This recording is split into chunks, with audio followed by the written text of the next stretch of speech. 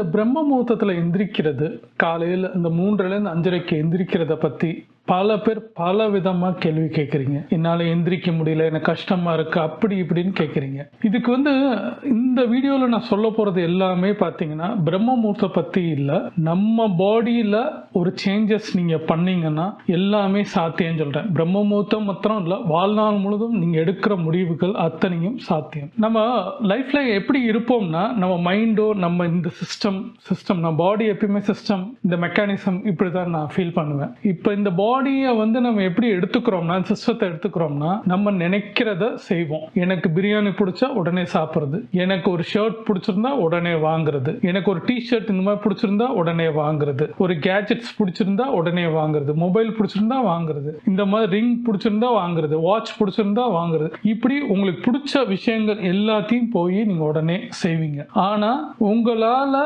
ஒரு விஷயத்தை செய்யுங்க, இது உடம்பு நல்லது அப்படின்னு நம்ம சொல்லும் போது அதுக்கு ரொம்ப கஷ்டப்படுறீங்க. ரைட்டா? எல்லாரும் கஷ்டப்படுறதே அதுதான். ஆனா உங்க மனசுக்குள்ள என்ன தோணுதுன்னா, நம்மளும் அதே மாதிரி எந்திரிச்சு லைஃப்ல நிறைய சக்சஸ் ஆகணும், இதை நம்ம கேள்விப்படுறோம், நம்மளுக்கு இது நல்லதுன்னு உங்களுக்கு தோணுது. ஆனா அதை ஆசையா எடுத்து செய்ய மாட்டேங்கிறீங்க. அதுக்கு முத காரணம், அதை விருப்பப்பட்டு செய்யாதனால உங்களால ஒரு ஷர்ட் வாங்குறதுக்கு ஓட முடியுது, உங்களால தூக்கத்தை விட்டுட்டு போய் ஒரு பிரியாணி சாப்பிட முடியுது, காலையில 12:30 மணி 2:30 மணி 3 மணி ஏர்லி மார்னிங்லாம் உங்களால சாப்பிட முடியுது. ஆனா காலையில எந்திரிங்கன்னு சொன்னா உங்களால முடியல. இதுக்கு ஒரு விளக்கமா நான் சொல்லணும்னா, பல பேர் பாத்தீங்கன்னா இந்த பைக் கார் வச்சிருக்காங்க, ரொம்ப கிரேஸா இருப்பாங்க. அந்த மாதிரி பீப்புள்லாம் பைக்கை அவ்வளவு குழந்தை மாதிரி வச்சிருப்பாங்க. ஃபார் எக்ஸாம்பிள், அவங்க ஓட்டும் போது லைட்டா ஒரு சின்ன சவுண்ட் வந்திருக்கும், உடனே கொண்டு போய் மெக்கானிக்ல கொடுத்து சர்வீஸ் சென்டர்ல கொடுத்து, சார் இந்த மாதிரி சவுண்ட் வருது என்ன பண்றது அப்படின்னு கேட்டு அந்த செலவெல்லாம் யோசிக்க மாட்டாங்க, ஒழுங்கா பார்ப்பாங்க. அதை பார்த்து திருப்பி சரி பண்ணிட்டு ஓட்ட ஆரம்பிப்பாங்க.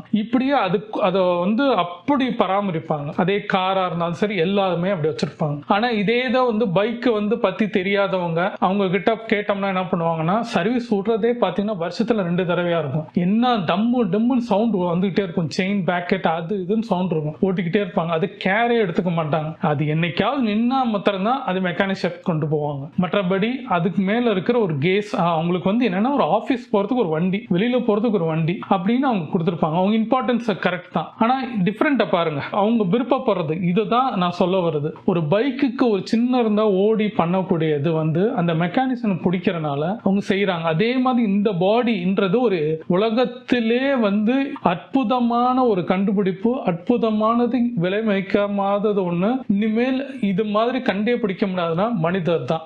மனுஷனா இந்த மாதிரி இந்த கேஜெட்ஸ், நீங்க வெளியில என்னென்ன கேஜெட்ஸ் எல்லாம் யூஸ் பண்றீங்க, வெளியில என்ன மெக்கானிசம் சிஸ்டம் எல்லாம் யூஸ் பண்றீங்க, இது மாதிரி உற்பத்தி பண்ண முடியாது. ஆனா நீங்க பண்ற அந்த டெக்னாலஜிஸ் எல்லாமே உற்பத்தி பண்ணது யாரு? இந்த மனிதரான இந்த மூளை தான். ஆனா இதை கேர் பண்றதுக்கு நம்ம யாரும் மோஸ்ட்லி எடுத்துக்கிறது இல்லை. நம்ம பார்க்குற இந்த வீடியோவா இருந்தாலும் சரி, இந்த பார்க்குற யூடியூபா இருந்தாலும் சரி, மொபைலா இருந்தாலும் சரி, கேஜெட்ஸா இருந்தாலும் எதா இருந்தாலும் அதை இன்வென்ட் பண்றது யாரு? இந்த மனிதனாகிய நம்ம, நீங்க தான். அப்போ உங்ககிட்ட அந்த மூல சக்தி நம்மளால ஒரு இதை உருவாக்க முடியுதுன்னா, அப்ப உருவாக்கக்கூடிய இந்த மெக்கானிசனை பாதுகாக்க வேண்டியது பொறுப்பு நம்ம கிட்ட. கடவுள் கொடுத்தது இந்த மெக்கானிசத்தை நம்ம ஒழுங்கா பார்த்துக்க மாட்டேங்கிறோம். பார்த்துக்காதனாலதான் நம்ம எல்லாம் என்ன பண்றோம்னா, வேற இதெல்லாம் டைவர்ட் ஆயிட்டே இருக்கிறோம், தேவையில்லாத விஷயத்துல டைவர்ட் ஆகிறோம். அப்போ இந்த கேட்ஜெட்டை பாதுகாக்க வேண்டியது நம்ம பொறுப்பு. அப்ப நம்மளுக்கு இதுல இன்ட்ரெஸ்ட் இருந்துச்சுன்னா, ஃபார் எக்ஸாம்பிள் நம்மளுக்கு இத பத்தி எப்படி ஒரு பிரியாணி சாப்பிட்றதோ, எப்படி ஒரு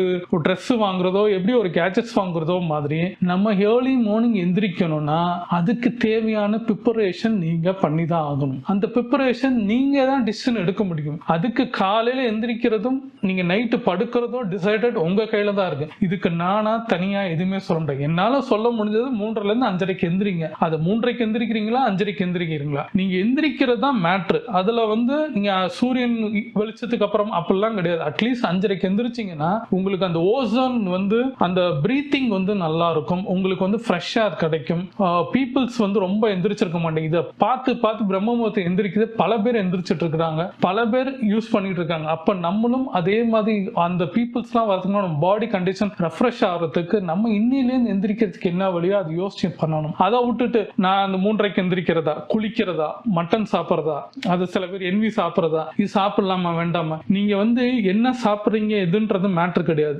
நீங்க உங்க என்ன இருக்கு, நான் எந்திரிக்கணும், என் உடம்பு நல்லா இருக்கணும், இந்த மெக்கானிசம் நல்லா இருக்கும்னு நினைச்சீங்கன்னா மித்த விஷயத்தை நீங்களே கத்துக்குவீங்க. இது நான் சொல்லி கத்துக்கணும்னு அவசியம் கிடையாது. உங்களுக்கு நைட்டு அந்த 8:30 9 மணிக்கு நேத்தெல்லாம் பாத்தீங்கன்னா எனக்கு படுக்கும் போது பார்த்தா ஆல்மோஸ்ட் நான் 7:45 to 8 o'clock நான் பெட் போயிட்டேன். அப்போ எனக்கு ஃபுல்லா டயர்டா இருந்தனால படுத்தேன். ஏர்லி மார்னிங் பாத்தீங்கன்னா 4:30 எனக்கு அந்த இது பிராக்டிஸ் ஆயிடுச்சு. இதே தான் முன்னாடி பாத்தீங்கன்னா ஆரம்ப காலத்துல எல்லாம் பாத்தீங்கன்னா நான் படுக்கிறது 9:30 to 10:30, சில நேரம் 11 ஆயிரும். தூங்குறதுக்கே 10:30 போனா 11 ஆயிரும், 11:30 ஆயிடும், சில நேரம் 12 ஆகும். அப்போ நான் எந்திரிக்கிறதுனால 7:30 8 ஆகும். அந்த நம்ம தூங்குற டைம் கெடுத்துக்கிட்டே என்ன மொபைல் பாக்குறது, படம் பாக்குறது, டிவி பாக்குறது, வேற ஏதாவது ஒரு விஷயத்துல நான் இது பண்ணும்போது தூங்குற நேரத்தை விட்டுட்டு அந்த நேரத்தில் தூங்கணும், அதை விட்டுட்டு நான் பண்ணது நைட்டு தேவையில்லாம அதிகமான ஃபுட் எடுத்தது. இப்ப இதெல்லாம் அவாய்ட் பண்ணியாது. பாதி வயிற்றுக்கு சாப்பிட்ற பழக்கத்தை கொண்டு வந்துட்டேன். இப்படி ஒன்னா எனக்கு யாரும் இப்பயாவது நீங்க உங்களுக்கு பிரம்மமுகூர்த்தத்தை பத்தி நான் சொல்ற வீடியோ பத்தி பல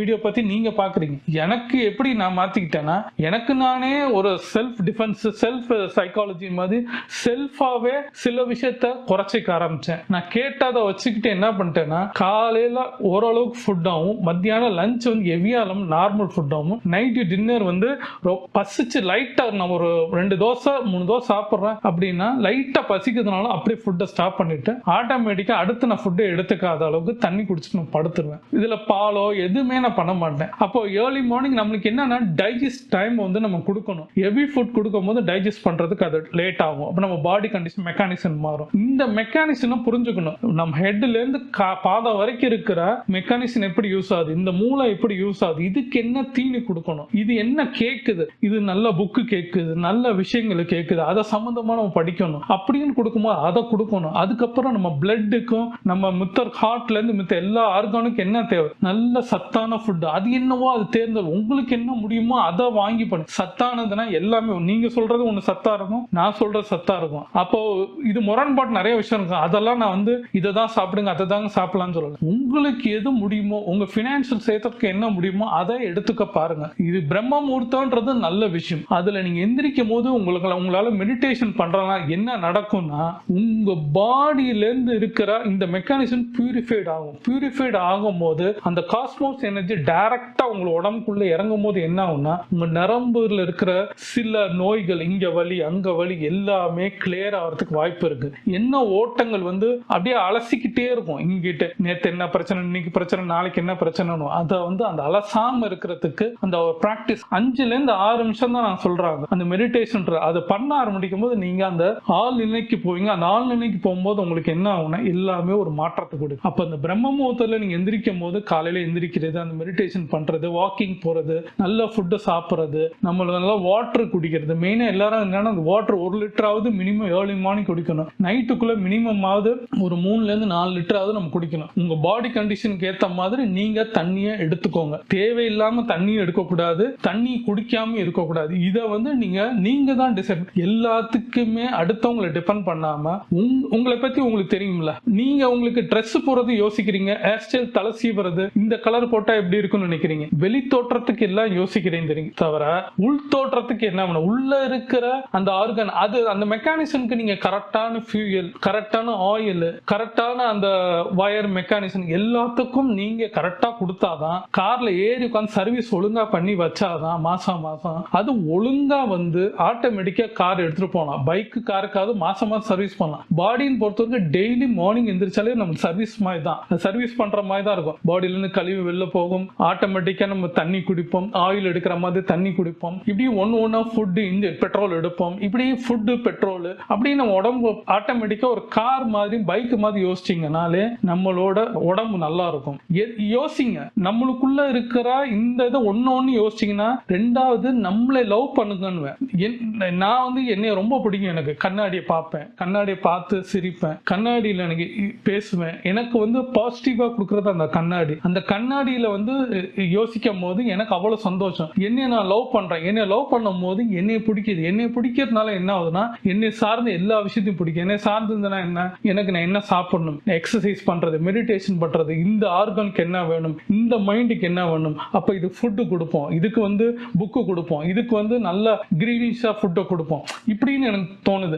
சில நான்வெஜ் சில ஃபுட்டின்னு எடுத்துக்கிறது, இப்படி நிறைய விஷயத்த நம்ம ஃபோக்கஸ் பண்ணணும். அப்ப நம்மளை லவ் பண்ணணும்னு வச்சுக்கோங்களேன், எல்லாம் மாறும். இந்த மெக்கானிசனை நீங்க புரிஞ்சுக்கணும்னா நீங்க அதை லவ் பண்ணுங்க. உங்களையே முதல்ல லவ் பண்ணுங்க. அடுத்தவங்களை லவ் பண்றதுக்கு முன்னாடி ஃபர்ஸ்ட் நீங்க லவ் பண்ணுங்க. செல்ஃப் லவ் ரொம்ப முக்கியம். உங்க முடியை பார்த்து லவ் பண்ணுங்க, உங்க கண்ணை பார்த்து லவ் பண்ணுங்க, உங்க இந்த தோலை பார்த்து லவ் பண்ணுங்க, இந்த கையை பார்த்து லவ் பண்ணுங்க, இந்த உடம்ப பார்த்து லவ் பண்ணுங்க. நம்ம எல்லாத்தையுமே லவ் பண்ணோம்னா நம்மளுக்கு தோணும் இதை சேஞ்சஸ் பண்ணலாம், மாத்திக்கலாம். இருக்கிறத வச்சு நம்ம பிறந்துட்டோம், இந்த உலகத்துல பிறந்துட்டோம், வாழ்ந்துதான் ஆகணும். அதுக்கு தேவையான எல்லா விஷயத்தையும் நம்ம ஒண்ணு அணுவா நம்ம செதுக்கி வாழ்வோம். களிமண்ணா இருக்குதுன்னா அதை ஒழுங்கா கட்டி அது வந்து ஒரு விக்கிரமா மாறத்துக்கும் அதை வந்து ஒண்ணு இல்லாம போறதுக்கு வழி வந்து நம்மகிட்ட தான் இருக்கு. நல்ல விக்கிரமா மாறுதுன்னா நம்ம தான், அது ஒண்ணு இல்லாம போச்சுன்னா நம்ம தான். ரெண்டுமே காரணம்னாலதான். தோத்தாலும் நீங்க தான், ஜெயிச்சாலும் நீங்க தான். அப்ப யோசிங்க,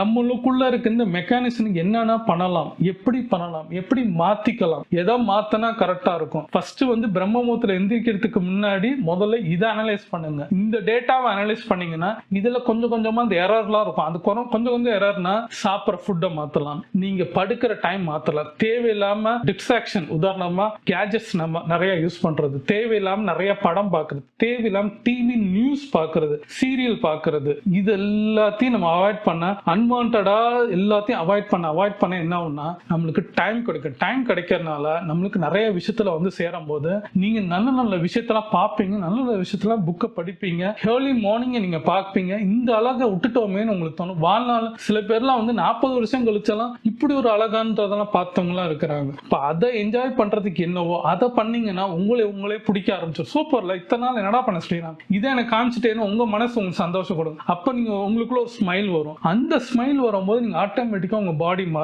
மாறும்போது உங்களுக்கு என்னன்னா ரெகுலர் லைஃப்குள்ள போங்க. அந்த ரெகுலர் லைஃப்னா என்ன, பிரம்ம முகூர்த்தத்தில் ஆட்டோமேட்டிக்கா அந்த 4:30 மணிக்கு நீங்க பிராக்டிஸ் ஆயிருவீங்க. அதுக்கு தேவையான வீடியோல நான் போட்டிருக்கேன், 7-8 வீடியோ. அந்த மார்னிங் மிராக்கிள் நான் போட்டிருக்கேன். அது எல்லாத்தையும் கோ த்ரூ பண்ணிட்டீங்க பாருங்க. ஃபர்ஸ்ட் டைம் நீங்க பார்த்திருந்தீங்கனால அந்த வீடியோ பார்த்துட்டு இந்த வீடியோ பாருங்க, இல்ல இந்த வீடியோ பார்த்துட்டு அந்த வீடியோ பாருங்க. எது உங்களோட கம்ஃபர்டபுளோ அதை பண்ணீங்கன்னா ஈஸியா உங்களால லைஃப்ல நீங்க சக்சஸ் ஆன பர்சன் வர முடியும். பிரம்ம முகூர்த்தம் எந்திரிக்கிறதெல்லாம் ஒரு பெரிய மேட்ரு கிடையாது. ஆனா அதுக்கு பிராக்டிஸ் நம்மகிட்ட இருக்கு. 1 நாள்ல 2 நாள்ல 3 நாள்ல அட்லீஸ்ட் ஆகுது. நீங்க முடியலான்னு சொல்றதுக்காவது 48 நாள் தோல்வி அடைங்குங்க.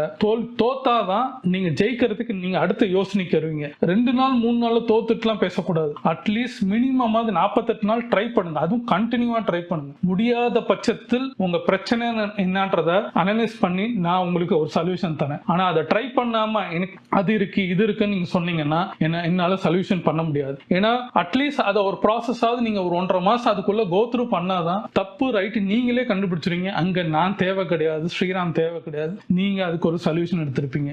நிச்சயமா உங்களாலையும் எல்லாராலையும் பிரம்ம முகூர்த்தத்துல எந்திரிச்சு நல்வழியாக்கி நீங்களும் ஒரு சக்சஸ் ஆன பர்சன் ஆக முடியும். இதை உங்களுக்கு உதாரணமா லாஸ்ட்ல ஒன்று சொல்லி முடிக்கிறேன். ஆப்பிள் போன்லாம் யூஸ் பண்றோம், ஆப்பிள் கேஜெட்ஸ்லாம் யூஸ் பண்றோம். அந்த ஸ்டீவ் ஜாப் வந்து ரொம்ப வருத்தப்பட்டு இறந்து போகும்போது சொன்ன விஷயம், நான் அவ்வளோ இன்வென்ட் பண்ணியிருக்கேன், அவ்வளோ போன், அவ்வளோ லேப்டாப், அவ்வளோ விஷயத்த பண்ணியிருக்கேன், எல்லாத்தையுமே சம்பாரிச்சிட்டேன். ஆனா நான் ஒன்னு செஞ்ச ஒரே ஒரு தப்பு என்னன்னா, என் பாடி இந்த மெக்கானிசம் இந்த கேஜெட்டை நான் விட்டுட்டேன். இதை கவனிக்காதனால நான் இறக்கும் தருவாயில இருக்கிறேன். யாரும் இந்த தப்பு பண்ணாதீங்க. முதல்ல உங்களை யோசிங்க. உங்களுக்குள்ள பாடியில மாற்ற தெரிஞ்சுனா உடனே அதுக்கு தேவையான எல்லா ஸ்டெப்பையும் எடுங்கன்றது அவர் ஒரு வேண்டுகோளா வச்சிருக்காரு. வெளியில இருக்க பெரிய பெரிய பணக்காரங்களாம் பாத்தீங்கன்னா, பெரிய பெரிய செல்வந்தர் அத்தனை பேரும் இப்பெல்லாம் எங்கெங்கெல்லாம் மெடிடேஷன், எங்கெங்கெல்லாம் யோகா, எங்கெங்கெல்லாம் வந்து இயற்கை சார்ந்த சில விஷயங்கள் பிரம்ம முகூர்த்த பத்திலாம் அதுக்கெல்லாம் பல ஆயிரம் பல லட்சம்லாம் கொடுத்து பல பேர்கிட்ட போய் கத்துக்கிறாங்க. பல பேர்கிட்ட வந்து கவுன்சிலிங் எல்லாம் போறாங்க. அப்போ அவங்களுக்கு என்னன்றது புரிஞ்சிருச்சு. ஆனா நம்மள மாதிரியால சின்ன வயசா இருக்கிறவங்க 20 வயசு 30 வயசு இருக்கிறவங்க இப்ப மாத்திக்கிட்டீங்கன்னா வாழ்நாள் முழுவதும் சந்தோஷமா இருக்கும். கையில ரெடியா இருக்கு. அதை யூஸ் பண்றதும் யூஸ் பண்ணாதும் உங்க கையில. அதுவும் நம்மகிட்ட செலவெல்லாம் பண்ண சொல்லல, உங்களை அனலைஸ் பண்ண சொல்றேன். அந்த டேட்டா ஒழுங்கா செட் பண்ண சொல்றேன். மொபைல் யூஸ் பண்ற மாதிரி உங்க பாடியை செக் பண்ணுங்க. எல்லாம் மாத்தினீங்கனாலே நீங்க ஒரு ஃப்ரேம்குள்ள வந்து கரெக்டா வந்து லாக் ஆவீங்க. லாக் ஆகும்போது சக்சஸ்ன்றது உங்களை தட்டும். நீங்க போகணும்னு அவசியம் இல்லை. உங்க அக்கௌண்ட்டுக்கு அந்த பணம் வரும். உங்க சக்சஸ் உங்களை தேடி வரும். நீ மாறி இருக்குன்னு எல்லாருமே சொல்ல சொல்லக்கூடிய விஷயங்கள் வரும். இந்த மாதிரி வீடியோ நீங்க பார்க்கணும்னா சேனலை சப்ஸ்கிரைப் பண்ணுங்க, லைக் பண்ணுங்க, ஷேர் பண்ணுங்க, கமெண்ட் பண்ணுங்க. லைக் பண்ணீங்கன்னா எனக்கு ரொம்ப சப்போர்ட்டா இருக்கும். நிறைய பேருக்கு காமிக்கும். என்ன லைக் பண்ணுங்க ஃப்ரெண்ட்ஸ். தேங்க்யூ.